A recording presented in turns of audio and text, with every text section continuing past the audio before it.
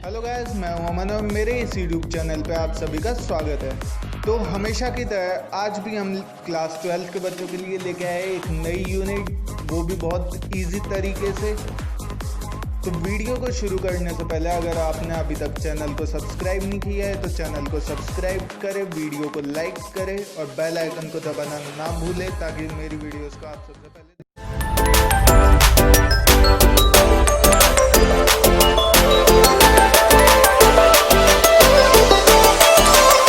तो आज हम क्लास 12 के बच्चों के लिए लेके आए हैं लीनियर प्रोग्रामिंग। ये हमारी नई यूनिट है और ये क्लास 12 सीबीएसई की बुक का 12 चैप्टर है। तो इस चैप्टर में से लगभग 2 क्वेश्चन एग्जाम्स में हर बार आते हैं और वो भी 6-6 नंबर के अंदर। तो चलिए देखते हैं इस यूनिट के अंदर हमें कौन कौन से टॉपिक देखने को मिलेंगे और किस टाइप से ये प्रॉब्लम हमारी सॉल्व होगी। तो इसके अंदर सबसे पहले हमें मैक्सिमम और मिनिमम 2 चीज़ें दी जाती है। मैक्सिमम और मिनिमम से आपको पता है, मैक्सिमम का मतलब ज़्यादा वाला जो भी ज़्यादा नंबर होगा और मिनिमम का मतलब जो मिनिमम होगा, ठीक है। और इसके अंदर हमें 2 तरीके के एरो देखने को मिलेंगे, एक तो लेस देन इक्वल्स टू और एक greater than equals to, bounded और अनबाउंडेड। अब हम इनके मतलब देखते हैं, इनके मतलब क्या क्या है। तो मैक्सिमम और मिनिमम का आपको पता है, मैक्सिमम के साथ हमेशा लेस देन इक्वल्स टू का साइन होगा और मिनिमम के साथ हमेशा ग्रेटर देन इक्वल्स टू का साइन यूज होगा। अब अगर हम इसे ग्राफ के ऊपर देखें तो सपोज हमें कोई इक्वेशन दी हुई है, फॉर एग्जाम्पल हमें कोई इक्वेशन दी हुई है जैसे 2x + 5y less than equals to 50 और 3x + 6y greater than equals to 40। तो अब इसे हम ग्राफ के ऊपर देखें तो कैसे करेंगे। सपोज इस इक्वेशन का ग्राफ हमारे पास कुछ इस तरीके से बन जाए और नीचे वाली इक्वेशन का ग्राफ हमारे पास कुछ इस तरीके का बन जाए। इस लेस देन इक्वल्स टू ये एरो अगर अंदर की तरफ है, इसका मतलब इस इक्वेशन का हमें अंदर वाला पार्ट लेना होगा। जैसे ये वाला, ये हमारी 2x + 5y वाली इक्वेशन थी तो हम इसके अंदर वाला एरिया लेंगे।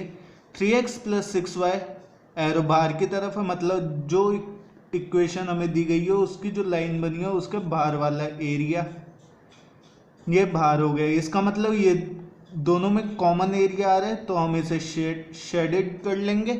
इसका मतलब ये एरिया हमारे पास बाउंडेड हो गया। तो इससे हमें पता चल गया बाउंडेड क्या होता है। अनबाउंडेड क्या होगा, अनबाउंडेड होगा कोई हमें सिंगल इक्वेशन दी हुई है और उसका बाहर का एरो है तो ये वाला एरिया बाउंडेड हो गया। इसके अंदर हमें कहीं पे भी इसमें स्टॉप नहीं मिल रहा है, ठीक है। तो ये चीज़ें हमें इसमें देखने को मिलेगी। अगर हम क्वेश्चन सॉल्व करेंगे तो हमें जल्दी से समझ में आएगा। तो एक बार हम इसके क्वेश्चंस देखते हैं। तो चलिए इसके हम कुछ एग्जांपल्स देखते हैं जिसमें हमारे पास पहला क्वेश्चन आ जाएगा। हमें लिखना पड़ेगा objective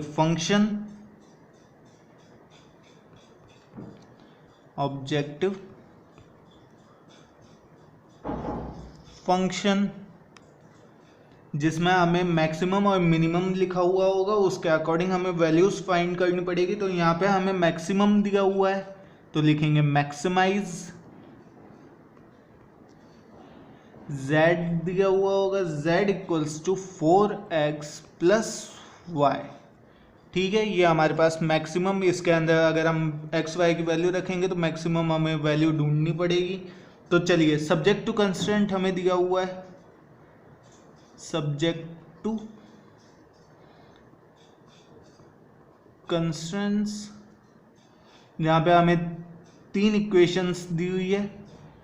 x + y less than equals to 50, इसका मतलब हमें इसके अंदर वाला एरिया लेना पड़ेगा। 3x + y less than equals to 90 और x greater than equals to 0 और y greater than equals to 0, ये हर क्वेश्चन में कॉमन होगा। तो इसे हम इक्वेशन 1 नाम दे देते हैं, इसे 2, इसे 3 और इसे 4। अब देखते हैं इसे सॉल्व कैसे करनी है और इसका मैक्सिमम वैल्यू हमें कैसे निकालनी होगी और ग्राफ पे हम इसे कैसे बनाएंगे।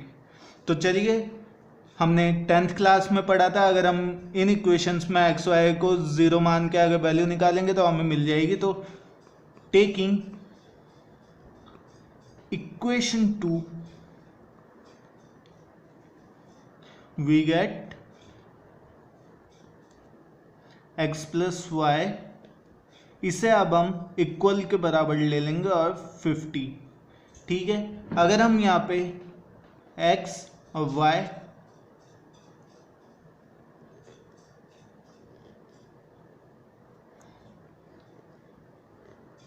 अगर हम x की वैल्यू 0 रखेंगे तो y की वैल्यू यहाँ से 50 आ जाएगी। x 0 तो y इक्वल्स टू 50 हो जाएगा, और y की वैल्यू अगर हम 0 रखेंगे तो x की वैल्यू आ जाएगी 50। ठीक है, तो ऐसे ही हमें दोनों इस इक्वेशन का और निकाल लेंगे। ये काफ़ी इजी क्वेश्चन है और काफ़ी इजी एक्सरसाइज भी है।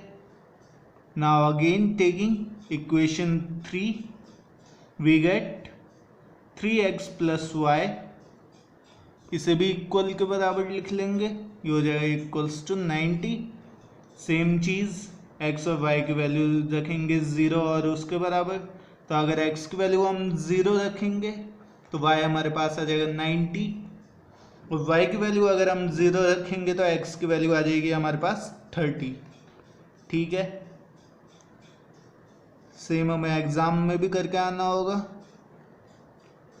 तो चलिए, ये हमारे पास कोऑर्डिनेट्स मिल गए। इक्वेशन 2 के कोऑर्डिनेट्स हमें मिले हैं 0, 50 और 50, 0, और सेम इक्वेशन 3 के कोऑर्डिनेट्स हमें मिल गए 0, 90, 30, 0। अब इन कोऑर्डिनेट्स को हम ग्राफ के अंदर प्लॉट करेंगे। तो देखते हैं इसका ग्राफ किस तरीके से बनेगा। तो चलिए, अब हम इन कोऑर्डिनेट्स जो हमें मिले थे उन्हें हम इस ग्राफ के अंदर प्लॉट कर। तो सबसे पहले हमें जो कोऑर्डिनेट मिला था वो मिला था 0, 50। इसका मतलब 0, 50 हो जाएगा हमारे पास ये वाला, ये हो गया हमारे पास 0, 50, क्योंकि सबसे पहले आती है x की वैल्यू जो यहाँ पे 0 हो जाएगी, फिर y की वैल्यू आती है ये 50 हो गई। फिर दूसरा कोऑर्डिनेट हमें मिला था 50, 0, तो वो हो जाएगा ये हो गया हमारे पास 50, 0। ठीक है, तो इन दोनों पॉइंट्स को हम स्केल की मदद से जोड़ देंगे। तो चलिए, ये लाइन हमने जोड़ दी और इसमें नीचे हम इक्वेशन लिख लेंगे कि कौन सी इक्वेशन की ये लाइन है। तो x plus y equals to 50। तो चलिए, दूसरे इक्वेशन के कोऑर्डिनेट्स हम देखते हैं। तो 0, 90, 0, 90 मतलब 90 y के ऊपर होगा और 0 x का होगा। तो ये हो गई हमारे पास 0, 90, और 30, 0, इसका मतलब ये वाला, ये हो जाएगा हमारे पास 30, 0। ठीक है, दोबारा दोनों को जोड़ देंगे स्केल की मदद से।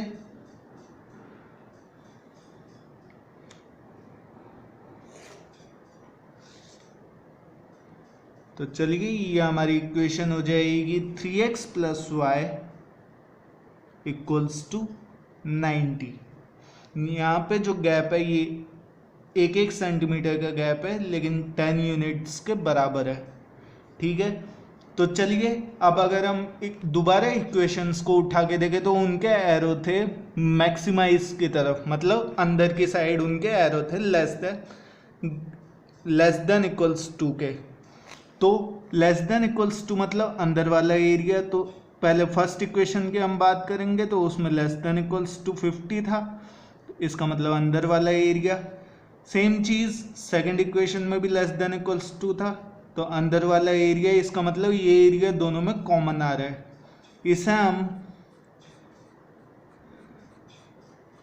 शेड कर लेंगे, इसका मतलब ये हमारे पास बाउंडेड रीजन हमें मिल जाएगा, क्योंकि इसके हम मैक्सिमाइज निकाल सकते हैं। ये पॉइंट यहाँ पे दोनों का इंटरसेक्शन पॉइंट कॉमन है यहाँ पे, तो इस पॉइंट के कोऑर्डिनेट्स हम निकाल लेंगे। तो देखा जाए तो यहाँ से 20, यहाँ से 30, इसका मतलब ये हो जाएगा 20,30। ठीक है, अब इन पॉइंट्स को हम एक बार नाम दे देंगे जहाँ जहाँ पे ये बाउंडेड रीजन अटैच हो रखा है, जैसे A 30,0, B 20,30 और C 0,50। ये बाकी कोऑर्डिनेट्स इसलिए नहीं लिए क्योंकि ये इसके अटैच में नहीं थे। तो चलिए अब हमें सॉल्व कैसे करना होगा। ये सारे पॉइंट्स हमने निकाल लिया। अब नीचे एक टेबल बनानी पड़ेगी जिसमें हमें लिखना पड़ेगा कॉर्नर पॉइंट्स और ऑब्जेक्टिव फंक्शन। ऑब्जेक्टिव फंक्शन जिसकी वैल्यू थी हमारे पास मैक्सिमम, शॉर्ट में लिख लेते हैं z equals to 4x plus y। अब यहाँ पे हम कॉर्नर पॉइंट्स ले लेते हैं A B C और नीचे हमारे सबसे 0,0, क्योंकि ये वाला पॉइंट भी हमें लेना होगा। ठीक है, तो A था हमारे पास 30,0, B था हमारे पास 20,30 और C था हमारे पास 0,50। ठीक है, अब ये सारी वैल्यूज़ हमें मैक्सिमम z के अंदर रखनी पड़ेगी और जो भी वैल्यूज़ हमें मिलेगी उसका मैक्सिमम वैल्यू हमें सेलेक्ट करना पड़ेगा। तो चलिए वैल्यूज़ रखते हैं। x की वैल्यू अगर हम 30 रखेंगे तो वैल्यू हमारे पास मिलेगी 120। 20,30 अगर हम रखेंगे तो 4 × 20 हो जाएगा 80 और 30 प्लस हो जाएगा 110। सेम 0,50 अगर हम वैल्यू रखेंगे y की जगह 50 आ जाएगा, x की जगह 0 आ जाएगा, इसका मतलब z इक्वल्स टू 50 हो जाएगा। और 0,0 अगर हम रखेंगे तो वैल्यू हो जाएगी हमारे पास 0। इसका मतलब अगर हम इन पूरी वैल्यूज़ में से देखें तो सबसे ज़्यादा वैल्यू हमें मिली है 120। इसका मतलब ये हो जाएगी हमारे पास मैक्सिमम।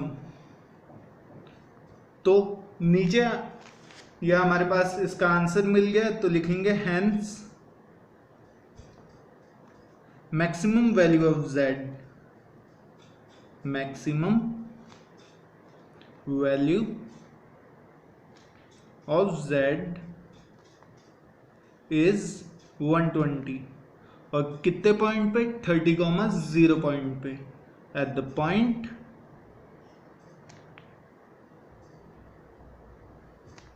30,0। यहाँ पे ये हमारा आंसर खत्म हुआ है। इसके और भी क्वेश्चंस हैं जो अभी हम देखते हैं, वो और भी इजी है इससे और हमें जल्दी समझ में आएगा। तो चलिए दूसरा क्वेश्चन हम देखते हैं। तो चलिए क्वेश्चन 2 हमारा आता है। पहले वाले क्वेश्चन के अंदर हमें मैक्सिमम, तो चलिए अब हमारा दूसरा क्वेश्चन आता है। पहले हमने मैक्सिमम सॉल्व किया था, इस बार हम मिनिमम सॉल्व करेंगे। तो देखते हैं, हमारे पास ऑब्जेक्टिव फंक्शन हो जाएगा minimise z equals to 200x plus 500y। इसे हम इक्वेशन 1 नाम दे देते हैं। तो चलिए सब्जेक्टिव कंस्ट्रेंट्स हम देखते हैं। इसे हम शॉर्ट में लिख लेते हैं STC। ठीक है, जिसमें हमें पहली इक्वेशन दी हुई है x plus 2y greater than equals to 10। ये हो जाएगी हमारे पास सेकंड इक्वेशन। थर्ड इक्वेशन हमारे पास आती है 3x plus 4y less than equals to 24।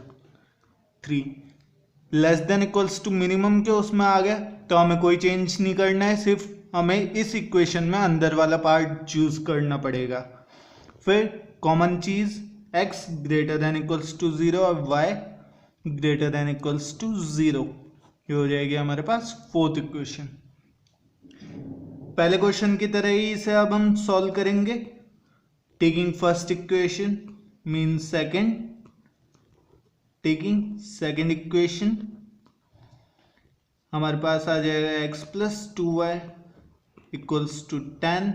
x की वैल्यू 0 रखेंगे तो y की वैल्यू हमारे पास मिल जाएगी 5, y की वैल्यू 0 तो x की वैल्यू हमें मिल जाएगी 10। इसे एक बॉक्स के अंदर हम बना लेंगे। ठीक है, दोबारा टेकिंग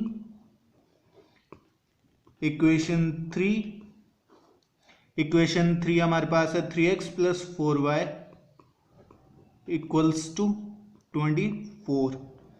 फिर वही x y की वैल्यू 0 रखेंगे, x की वैल्यू 0 रखी तो y की वैल्यू हमें मिल जाएगी 6, और y की वैल्यू 0 रखी तो x की वैल्यू हमें मिल जाएगी 8।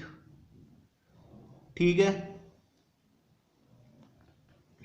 इसे भी हम बॉक्स में डाल देते हैं। अब इनसे जो कोऑर्डिनेट्स बने वो हो जाएंगे हमारे पास, जो पहली इक्वेशन से कोऑर्डिनेट बने वो हो जाएंगे 0,5, और दूसरे उससे बने वो हो जाएंगे 10,0। ठीक है, दूसरी इक्वेशन से जो बने वो हो जाएंगे 0,6 और 8,0। ठीक है, अब इन कोऑर्डिनेट्स को हमें ग्राफ के ऊपर बनाना पड़ेगा, तो देखते हैं ग्राफ के ऊपर ये कैसे प्लॉट होंगे। तो चलिए अब उन कोऑर्डिनेट्स को अब हम इस ग्राफ के ऊपर हम प्लॉट करते हैं। तो हमारे पास सबसे पहले कोऑर्डिनेट था 0,5, तो 0,5 यहाँ पे आ जाएगा, और दूसरा कोऑर्डिनेट था 10,0, तो ये यहाँ पे आ जाएगा। अब स्केल की मदद से हम इसे जोड़ देंगे इन दोनों पॉइंट्स को, और एंड में नीचे इक्वेशन का नाम लिख देंगे, यहाँ पे जो भी इक्वेशन हमारे पास है वो लिख देंगे। ठीक है, तो इक्वेशन हमारे पास थी x plus 2y equals to 10। ठीक है, यहाँ पे हम कोऑर्डिनेट्स के नंबर भी लिख लेते हैं 0,5 और 10,0। ठीक है, दूसरी इक्वेशन हम देखते हैं, उसके कोऑर्डिनेट्स थे 0,6, इसका मतलब यहाँ पे, और 0,8। इन दोनों पॉइंट्स को दोबारा स्केल की मदद से हम जोड़ लेते हैं और इक्वेशन लिख देंगे इनके ऊपर। यह एग्जाम में करके आना काफ़ी ज़रूरी है क्योंकि इसके पॉइंट्स हमें मिलते हैं। तो इस इक्वेशन ये हो जाएगी 3x plus 4y equals to 0। ठीक है, अब इक्वेशन 2 जो हमारे पास थी x प्लस 2y वो ग्रेटर देन इक्वल्स टू 10 थी, इसका मतलब बाहर का एरिया। तो x plus 2y equals to 10 या ग्रेटर देन इक्वल्स टू 10 उसका बाहर का एरिया, इसका मतलब जो इस लाइन के इस साइड का एरिया है ऊपर वाला वो सारे एरिया इसमें आएगा। दूसरी इक्वेशन देखते हैं 3x plus 4y less then 24 है, इसका मतलब ये वाला। अगर हम देखें तो दोनों में कॉमन एरिया हमारे पास ये वाला आ रहा है क्योंकि लेस देन इक्वल्स टू और ग्रेटर देन इक्वल्स टू, तो इसे हम शेडेड कर लेंगे, इसका मतलब ये हमारे पास बाउंडेड रीजन मिल जाएगा।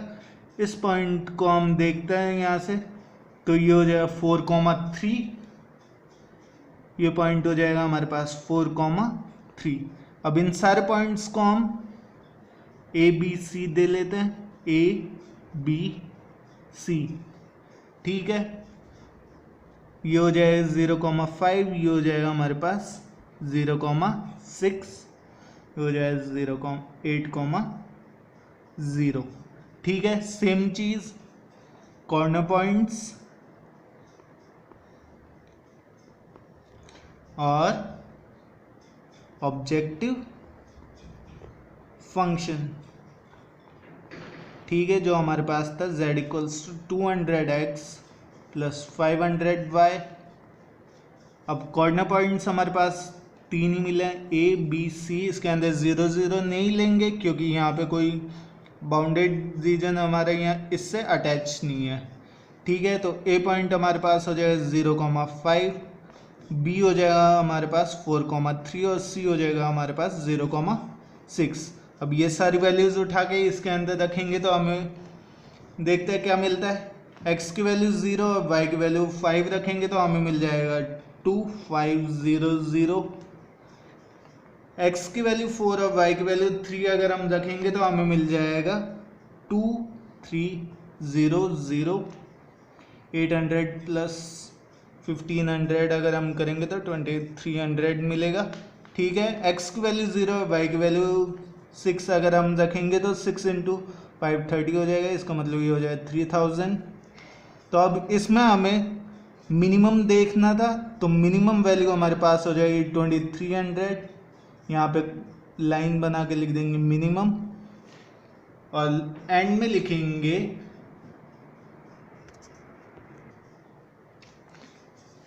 Hence minimum value of z। First exercise में हमें सब में एक ही चीज लिखनी है, मिनिमम वैल्यू ऑफ z